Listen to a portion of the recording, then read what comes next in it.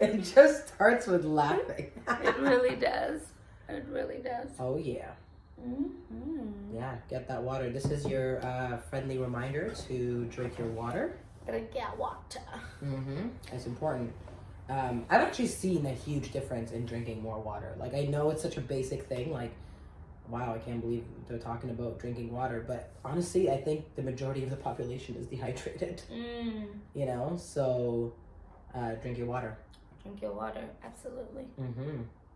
Well, welcome to episode 4. 4? Yeah. Episode 4. Is it 4? No, isn't it 5? No, It's episode 4. Episode 4. Wow, okay. Episode 4. We're just Episode jumping ahead. 4. Jumping ahead. But yeah, welcome to episode 4. Welcome to The Radical Afros. Radical Afros. Yeah. Hey, we actually both have our hair out this time. Yes, we do. Yes, Wow. we do. We Yeah. didn't even chat about it this time. No. Yeah. No. Awesome. And actually, for all of you out there, we just wing it. Right? We just have kind of an idea of what we're, we ask each other where we're at that day and how we're feeling, and then we just jump right in, and even the outfits, it's like, I called you and I was like, hey, I have this really cool floral shirt. What are you doing? Okay, I'll wear floral too. Yeah. Cool. And here we are. Here we are. But yeah. Bam. But bam. How did you like that last episode? I mean, with the furs and everything, that was pretty wild, right? With Valou Village. Valou Village. This is also a Valou Village. Yes, rocking Valou Um, Village. It's a whole heap in $3.50. That is Valou for real. It's a whole bunch of Valou. Mm-hmm. Yeah. So hope you like that, and if you're watching, make sure you like and subscribe. When I was watching the videos, I was going like this, but I think it's like and subscribe, or I'm not really sure. I should have looked this up before I came on here today, but anyway, like it and subscribe it is what I'm trying to say. Or whatever. or whatever. Yeah. Just like and subscribe In this area. This general In this general area, you should like and subscribe our channel. Yeah. Yeah, we've got a really interesting conversation coming for you today. We do indeed. I don't know why that's a new thing that I do.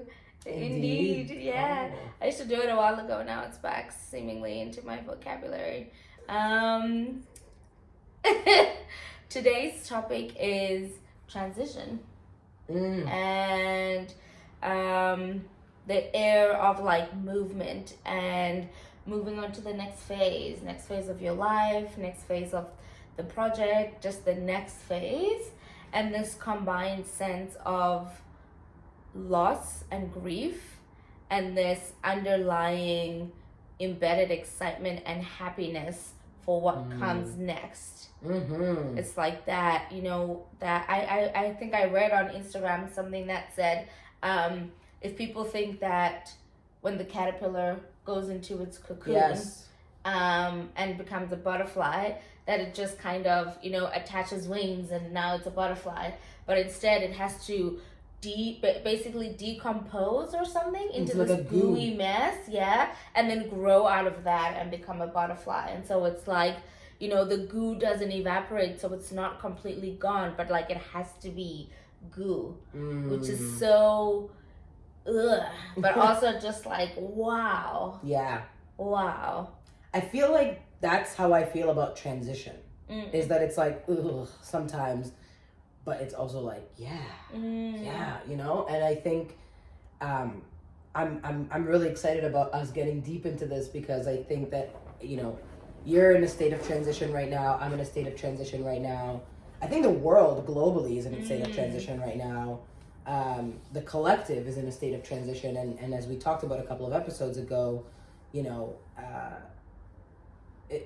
you heal yourself, then you're able to heal the collective. And so it's the same thing here. It's like, as you transition, you're also witnessing the collective transition, right? And so, it's just, it's wild. It's wild that we both happen to be transitioning right now and having this conversation. Yeah. Absolutely.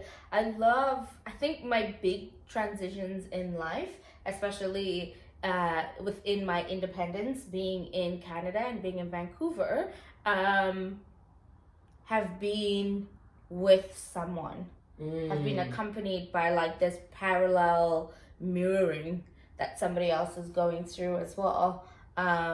And now you're offering that to me, which is really, really lovely. And we can chat about, and we can chat about, what grief feels like, what it feels like to be in both a state of loss, but also of hope, and to be holding both of those, and sometimes to be holding none of those, and to feel completely ungrounded and almost like you're being swept away. But yeah, it's a part of life. Yeah. Moments do that. They're fleeting, right? Thoughts are fleeting. Shows are fleeting. Sometimes success is fleeting, right? And so it's that birth and the death, and the birth and the death, and the start and the finish. And it's a continuous cycle of getting used to grief and losing. And sometimes you lose things that are bigger, and sometimes you lose things that are smaller. Like in the last episode about radical healing, where you have to be able to identify the small ones as well as the big ones, to be able to know when preparation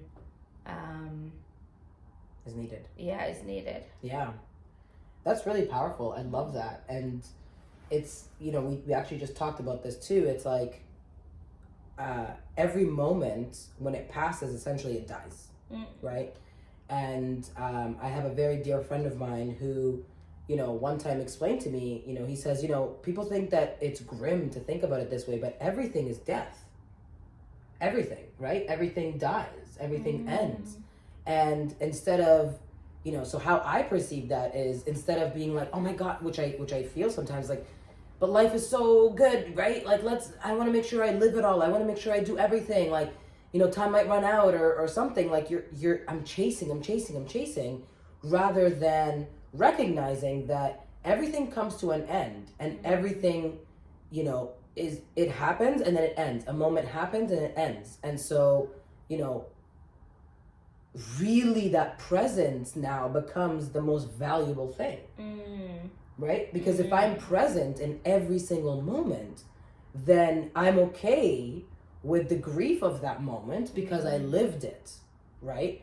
And so when you talk about, when you're saying, let's talk about grief, it's like, we're talking about grieving yourself, right? You're grieving a loss of who you were so that you can become A, B, C. And I think that we're constantly healing, and so therefore we're constantly grieving. We're grieving who we were, to become who we are meant to be. And I love the butterfly example, because I actually have this quote that I received as a gift a while back, and the quote says, metamorphosis is naturally destructive. And that reminds me of the story about the butterfly, right? Because the butterfly, the caterpillar, when it goes into the cocoon phase, it has no concept that it's going to be a butterfly. It doesn't know that yet, right? We know it because we've studied, millions of butterflies and caterpillars, and like we've done the research and whatnot. But the actual caterpillar has no idea that it's going to be a butterfly. It just thinks that now it's confined into this cocoon that's like fucking bullshit, and it probably just like, I don't want to be in this cocoon. Oh my God, And then eventually, it starts, kind of, I'm assuming, kind of giving into this cocoon life. And then slowly it starts to realize, like, oh shit, oh, I'm transforming. This is me butterfly voice. I'm transforming, and then it just like starts coming out, and it's like, hey, I'm a butterfly. What? I used to live on the ground. Now I live in the sky. Like, can you believe it? And what's really cool is you actually asked me this question. You said, could you have imagined your life the way that you're living today, or something like that? You said it a lot more eloquently, but paraphrasing. You said something along that line. And I answered so quickly, like, no, I couldn't have imagined the life that I have today. So what makes me think that I'm so arrogant to think, or to believe that I know what's going to happen in the future? And so if I'm going to lose something, then I know it's for the gain of something else. And I want to make a clear distinction. I'm not talking about the grief of, you know, losing a loved one, or I don't want to be insensitive and talk about it in that way. I'm personally not talking about that type of grief. I'm talking about grieving your sense of self, and shedding and truly transforming and transitioning from one place to another in your life, from one chapter to another in your life. That's the kind of, I just want to make sure to do that distinction, because there's a lot of really incredible people who do incredible grief work, and I just don't want to, have any misconceptions. We're talking about like the grief abstract really grief, you know? What did you say? I said the grief of moments. Yeah, the grief of moments, the grief of self, the grief of your patterns, the grief of your conditions, the grief of your limiting belief system, right? You have to grieve it. You have to let it go. You have to let it die so that you can transition. And I think that's why transition is so uncomfortable. Because we're grieving, but no one's talking about it. Yeah. I want to talk about it. Let's talk about it. Yes. I'm getting so fired up, and she's like, let's talk about it. Let's talk about it. Grieving. Grieving. Drink your water. Yeah, it definitely is letting go of like your, habitual orientation. So like you said, all of the habits, all of the negative thinking, all of the things that aren't serving you anymore. And I think there is that mention of letting go of the things that don't serve you anymore. And it's at that level. And then like there aren't really examples, or maybe we just don't bring ourselves towards examples that talk about grief in the way that we feel that we need it. And perhaps that in itself is our transition to acting upon talking about grief with somebody else and go through it at the same time. Like what you were saying, it's all an active thing. And even when you asked me how my heart was today, before we started recording, part of me was like, I'm going to tell you about what happened, but I was also like, I don't really want to linger in it. And then I was like, no, why am I holding back, right? It's like, this is really how I'm feeling. And it's a good opportunity to be able to share it and to not be critical of it either, and to just exist in it and to feel it and to sit in the transition. So yeah I like that, sitting in transition, right? I think that we're constantly in a state of doing. What about the state of being? Right? Like, can we be without doing? Can you find moments of stillness? Can you find moments of pause? Can you pause so that you can grieve? Can you pause so that you can actually see the transition happening? Right? I mean, sometimes it happens and then we kind of reflect back on it, but what about being so present in your transition? Right? I mean, currently my life, personal moment, my life is changing drastically by the minute right now. Whether it's work, whether it's relationships, whether it's family, whether it's personal sense of self, whether it's projects, whatever, everything is changing for me right now. It's like literally flipped upside down. And I was sharing with you that, I'm confused about how comfortable I am and how uncomfortable this whole my current life situation is. And I just feel so like a difference between like giving up. It's not like, meh, I don't know, I don't care. It's not that. It's, I don't have any control. So it's not about not caring. It's, I don't actually have any control. So I'm going to take some actionable steps that I think are needed for my well-being. And I'm also going to recognize that I don't have any full control of what's going to happen at the end of that transition. Yeah. Right? Because then you really let the transition be, and you're so present in that transition that then when you come out at the other side, you're like, like, that was a journey. Whoa.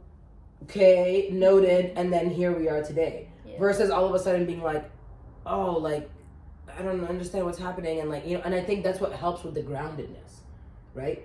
You're literally grounding yourself in the lack of knowing. It's weird, right? You're grounding yourself in the uncertainty. You're so grounded in because you 100% believe that nothing is certain. Everything will end, and surrender is the only way through it. So you're all of a sudden kind of like, yeah, I'm with it. Yeah, that's powerful. That's really powerful, because they say that the only certain thing is change, right? And so that's what you're rooting yourself in, is the flux, the flow and the ebb, or the ebb and the flow, whichever way it's said. And, you know, being able to tap into that as well. It's been interesting to be in this period of grief and loss, because it doesn't feel like monumental. I don't feel like I'm going through like this like, you know, life-changing, oh my goodness, I'm never gonna be the same again like I was 2 years ago, maybe like 2.5 years ago now. But it still feels quite significant. Interesting. And I think it's because I've been working, or maybe this transition began prior to my noticing it. I think that's what I'm noticing now, is that it doesn't feel really massive because I've been on this transitioning journey. And earlier this year, it was a lot more abrupt. And then over these last few months, it's been continuously changing and building. And I'm transitioning into a position where, you know, I have to make choices. And now this is my time to act, and this is my time to move and to choose and to tackle the things that are within that spectrum of control, for myself and for my own well-being. And so owning that has also been part of the transition. And it's like having those thoughts and those messages that are just like, you know, hey, things are changing. Cool. Cool. Yeah. Awesome. Cool. Just like, okay, that didn't happen. That door is closed. Cool. Doors closed. Yeah. Doors open. Yeah. Sweet. And then just sitting in it as well, and not rushing to do something about it. Because I wasn't rushing to, like, you know, change anything about how I was feeling. Yeah. In those moments. You're honoring yourself. Yeah. I was just there like, okay, cool. That's what the truth is. I'm going to sit in that truth, and we'll see. Yeah. Yeah. And I would then ask you, do you think that is a key ingredient to A, living in the present moment, and B, being present, therefore being present in your transition, right? So is that one of the key ingredients, is to surrender and to, like you said, take actionable steps for your well-being, and then also know when to be in the ebb and flow? 100%. Yeah. I think that is the key. Or one of the keys. One of the ingredients, yeah. Yeah. One of the ingredients. What do some of the other ingredients look like, would you say? That's such a good question. I would say that one of the other ingredients is, well, you touched on it, which is not rushing. So I would say patience. And I think that, you know, that is one of the most difficult things for me to work on, is my patience. Patience with myself, patience with others, patience in life in general. It's a tough one. It's a tough one, and I think that's one of the key ingredients to being present. Yeah. And having a present transition and essentially a transformation. Yeah. I think is having that patience. I think one of the other ingredients is also knowing how to flow while knowing, like, I don't know how to explain it, but it's like almost like there's such a clear distinction between doing and being, I guess is what I mean. So like transition is when you're in transition and you're feeling like things are changing, things are happening, and you're kind of gonna, you know, stumble upon this transformation as it comes. There is a really, really fine, sweet balance between being and doing. Mm-hmm. And I think that goes back to what you were kind of saying, which is like there are moments to take action, the doing, and there are moments to surrender, the being, right? It just becomes a little bit more tangible when we talk about doing and being, right? Yeah. And so, yeah, and it's just like, you know, what do you think some of the other ingredients to have a present transition and transformation? I think commitment. Ooh. I think commitment. And it could also be used in the sense that you were using the grounding in. That certainty is that committing to the process and committing to the transition as well. Which allows you to commit to being present. Because also commitment means limiting the amount of distractions that exist as well. And these can be distractions in any way. These can be distractions in, you know, the limiting beliefs, the thoughts, this wanting to escape the grief process as well. Right. Negating the fact that you're actually in transition, and not pausing and not being still and taking care of yourself. And I've been getting a lot of messages lately with the tarot deck about self-care. And prior to that, I thought I was participating in self-care. I thought I was already doing it. And I don't know, today it just clicked like, am I really doing the best that I could to take care of myself? Ooh, on a daily basis? Wow. Yeah, and I think it just reminds me to recommit to taking care of myself in everything that I do. And so that means, you know, the fact that I owe it to myself, and I'm honoring myself if I stick to and I commit to all of the projects that I'm doing, and if I stick to and I honor all of the friendships that I'm in, and all of the, you know, ways that I make food for myself, as well as all of the ways that I, you know, think about myself, and that I behave with myself, and that it's not just only in, you know, doing that new yoga class, or, you know, I don't know, listening to, you know, that new podcast or whatever the case is, but it's also in the things that I'm already doing, the things that are going to be consistent, finding a way to find that balance, and that pause in there. Yeah. Wow. Yeah. Wow, that was fantastic. That was fucking like, are you listening to this? Like, do you see the amount of like just wisdom that's just coming at you? You know, it's just like, I'm so lucky to know you. No, man, come on. What do you mean? Remember, I deeply received that. That's true. Okay. So, yeah. I deeply received that. Thank you. I deeply received that. I mean, next time I prefer without the eye roll, but that's fine. Okay. Okay. Anyways. It's a transition. Okay. To accept what is it Transition. called? Accomplishments. No. Accomplishments. Transition. Transformation. No, to accept compliments.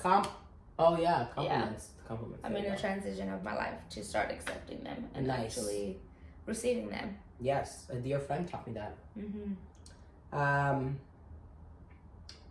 I love what you said about commitments. I love that because it's so interesting, because typically when I used to think about commitments, it was always like, hey, you know, like commit to going to the gym, right? Or like commit to, you know, starting your business, or commit to writing that book, or commit to whatever, right? And then, you know, shit happens, right? Life is crazy, you know, shit happens, 2020, period, no explanation needed. And so I'm curious, because I used to always think that type of, you know, commitment was like, you know, I always had that feeling like, oh, like I have to do it, and if I don't, like I fucked up, and like, oh my god, I can't believe I didn't cook for myself today, or like, oh, I can't believe I didn't meet that deadline, or, you know, all of these things, right? But it's like, I love how you reframed commitment, because you're using it as a form of honoring yourself, right? It's not about committing to something else, it's about committing to yourself. So even the way you talk to yourself when you don't meet one of your other commitments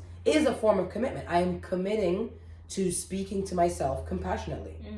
I am committing to speaking to myself gracefully, softly, with love, right? And that in itself is the biggest commitment you can make. And I want to talk about a little bit about the commitment I've made, obviously, Yes, recently. please do. So, a few weeks ago, about 3 weeks ago or so, I kind of stumbled on the fact that my 33rd birthday was coming up in 33 days. And I wanted to, I guess I didn't really realize that this was on my mind at the time, but it's kind of coming full circle now, which is really cool. Coming to you live. But it's really interesting because I wanted to do something for 33 days. Love the number 3, by the way. For 33 days leading up to my 33rd birthday. And I was like, oh, what should I do? And I kind of posted about it. And I was like, anybody have any ideas? And it kind of dawned on me that my favorite thing to do in the whole wide world is jump in the ocean. And for those, hopefully we're going to have global subscribers. So for those who are not with us here in our, city or in our country here, we live in the Pacific Northwest. So the Pacific Ocean in October is freezing. It's very cold. So I wanted to commit to something. And I decided that I'm going to commit to jumping in the ocean once a day for 33 days leading up to my 33rd birthday. Yeah. And today was day 12. So I actually took a dip before I came here, hence the beach hair. Hey, look at this freshness. I mean, it doesn't smell so fresh, but it feels fresh. It smells fine. That's good. Yeah. Oh, yeah, actually, it's not bad. Exactly. Okay. Yeah. It's the wind. This is the motherfucking wind. We'll tell you about the wind saga another time. But yeah, and it was just really cool because every day I am met with resistance every single day, right? Like, who has the time to get up, get their shit together, put it in a bag, grab it to go to the beach, take all your clothes off, jump in the cold water, come back out, go home, get your shit together, hang everything that's, wet and cold and full of sand, and then go about your day, right? But I did it. I'm doing it, right? Every single day for 33 days. Today was day 12. So today I actually talked about this and I was like, I